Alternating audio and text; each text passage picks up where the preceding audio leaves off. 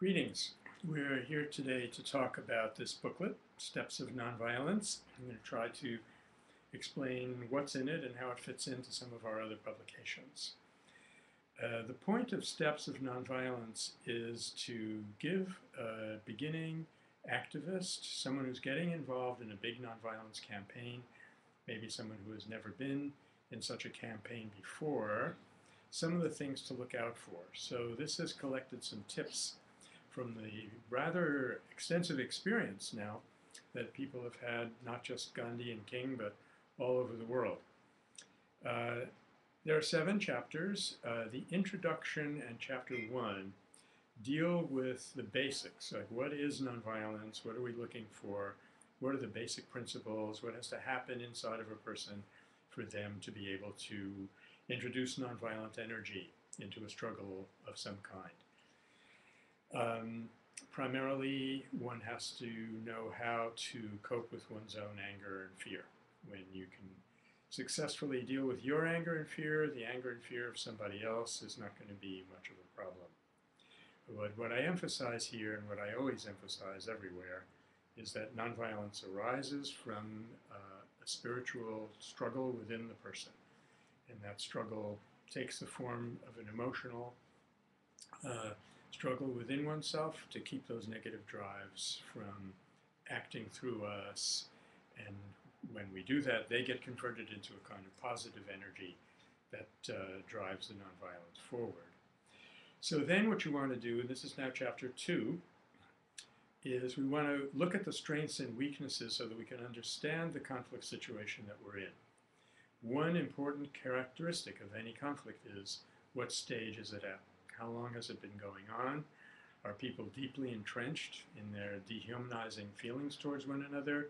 Or is this just beginning? Because the techniques and the methods that you'll use have to be stage appropriate. Often, as I point out in the booklet, people make a mistake of doing something rather drastic right at the beginning. For example, they might go immediately to a hunger strike, which would be absolutely the last resort. On the other hand, a lot of times nowadays, people will send out a petition to an opponent community which has already indicated that it's not listening to your petitions. So you have to know what stage the conflict is at, and you have to go through the appropriate stages to build up to the stage that you really must focus on. In chapter 3, we talk about setting goals, and the important distinction to draw there is the difference between a goal and a strategy. Those of you who have had any exposure to nonviolent communication will be very familiar with these terms.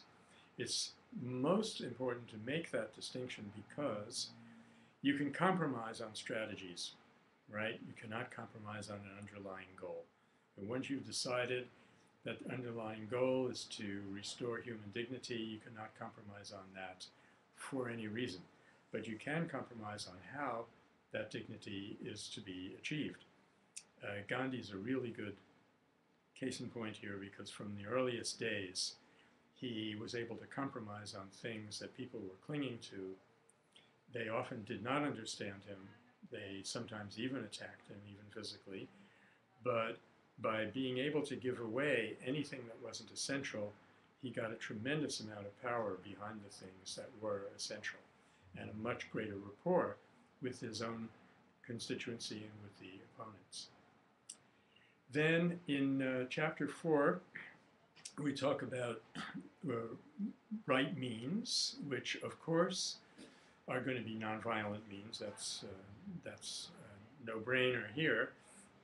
But we also need to think about what a nonviolent means would constitute, what would constitute them. And in this chapter, I make a point, which again, I'm often talking about, which is not to rely over much on things that are merely symbolic.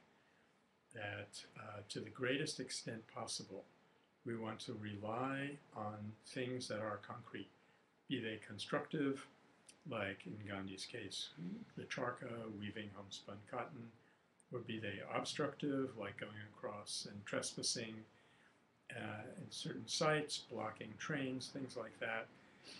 We want to always tend to the concrete the concrete will have its own symbolic valence.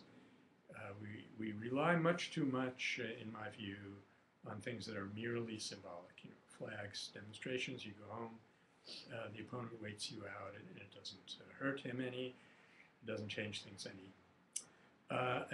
Again, we revisit the question of timing to know when to apply which means. Then in chapter 5, what we mainly talk about is one of the laws that Gandhi discovered in South Africa, which he called the law of progression. We've already talked about another of those laws, the law of suffering, which is how he designates the need to go from mere petition writing and expression of opinion to reaching into the heart of the opponent, usually by taking suffering on oneself. There is suffering already inherent in the situation. You are not going to make the opponent suffer in any real material sense, but by taking suffering on, you change the nonviolent equation. So now in this chapter, chapter 5, we talk about the law of progression, and here often we make the mistake of waiting until we've accumulated a big community and then act in great numbers. And I wouldn't say that that's never appropriate, but it is often appropriate to start small and let things grow. As long as you stay true to who you are, keep your basic principles in view, those who belong with you will join you. And that's a much better way for something to grow organically, rather than just recruiting people who aren't maybe totally on board, only to find that you have a big mass of people that isn't really very liable.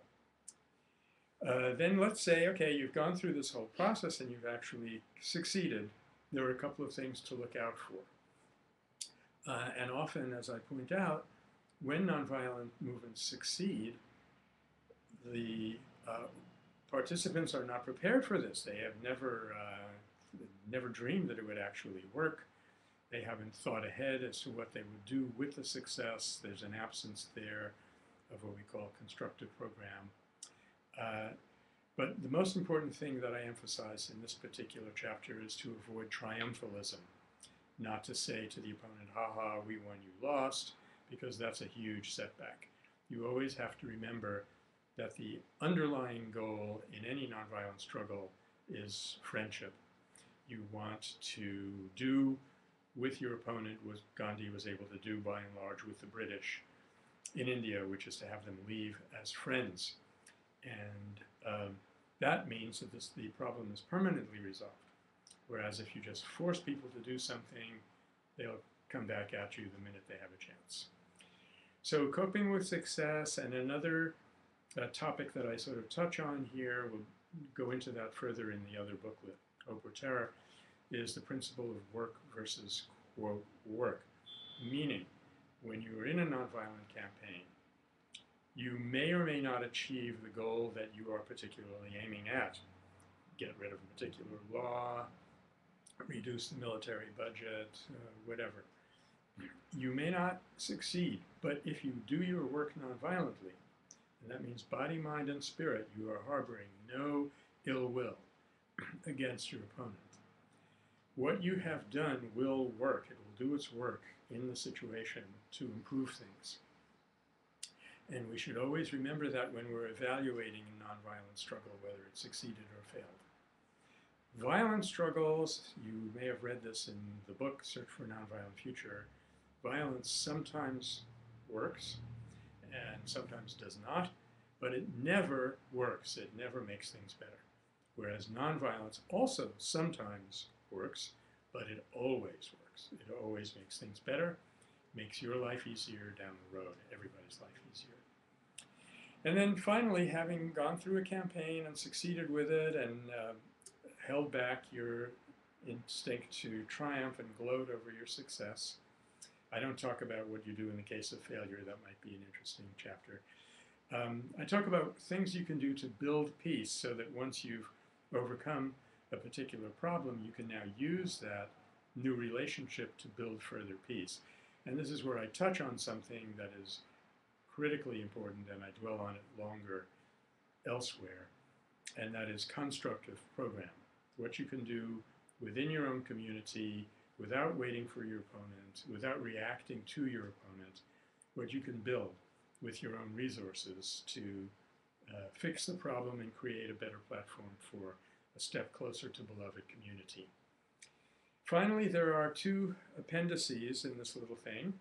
Appendix A addresses the question, quote, "It would never have worked against the Nazis," which is probably the most frequent question that one encounters. It turns out it worked beautifully against the Nazis. Everybody should know that, and everybody should be ready to come back with that response. And Appendix B is a bibliography. Well, of course, bibliographies change rapidly. A lot of it is shifting to the internet. So this Steps of Nonviolence has been out for a while, and you'll want to look at our website, metacenter.org, METTACENTER.org, for much fresher information about resources that are available. This book is available at the Fellowship of Reconciliation in Nyack, New York, and it's also available in limited quantities from us at the Meta Center. Good luck. I hope you enjoy it. I hope you enjoy using it. And please feel free to get in touch with us through our website. Thank you very much.